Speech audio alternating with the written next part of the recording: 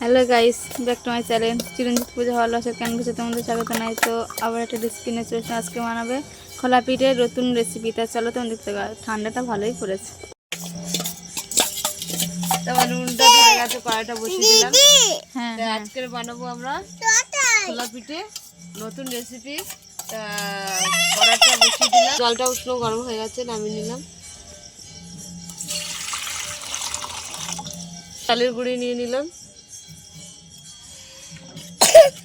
চালের গুঁড়িটা ভালো করে মিশিয়ে নেবো। স্বাদ মতো নুন দিয়ে দিলাম, এটা আমরা বসিয়ে দিলাম। তো আমরা খোলা পিঠেগুলো বানিয়ে নেবো। গরম দিন বাবা, হাতা হলে ভালো হয়। তো ঢাকাটা খুলে দিলাম।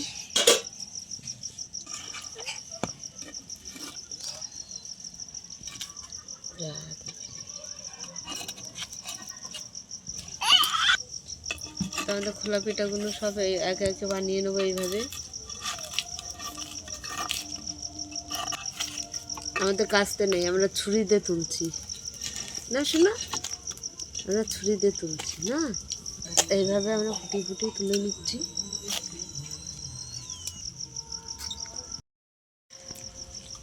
এইটা তো আবার এক খোলা দিয়ে দিচ্ছি,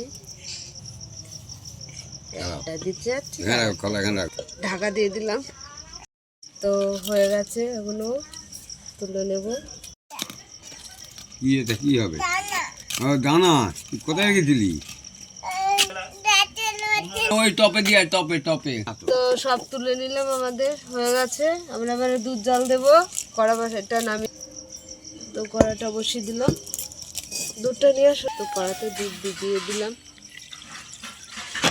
দুটো প্যাকেট দিলাম আমি দুধ। তো আমরা এক বাটি বাসাটা দিয়ে দেবো মিষ্টি। প্রচুর খেয়েছে। দুধটা বাসন্তী কালার চলে এসছে, কত সুন্দর কালার চলে এসছে, বাসন্তী কালার। দুধ ফুটে গেছে। তা আমি এবারে এগুলো কাস্তে পোড়াগুলো দিয়ে দিচ্ছি দুধে ছেড়ে।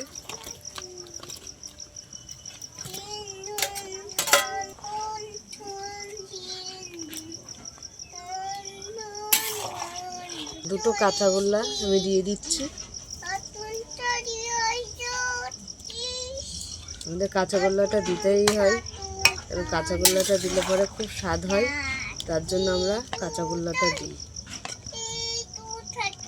তো কাস্তে পোড়া আমাদের দুধে ছেড়ে দিয়েছি, হয়ে গেছে রেসিপি। তা তোমাদের আমি নামিয়ে নিলাম। তো পোড়া আমরা দুধে ছেড়ে দিয়েছি, দিয়ে তো আমাদের রেসিপি এই রেসিপি। তো তোমাদের কেমন লাগলো বলো, ভালো লাগলে লাইক করে দেবেন, শেয়ার করে দেবেন, কমেন্ট করে দেবেন, সাবস্ক্রাইব করে দেবেন, আমাদের পাশে থাকবেন, ভিডিওটা অবশ্যই দেখবেন। টাটা, হাত দিয়ে টাটা করো তো, টাটা।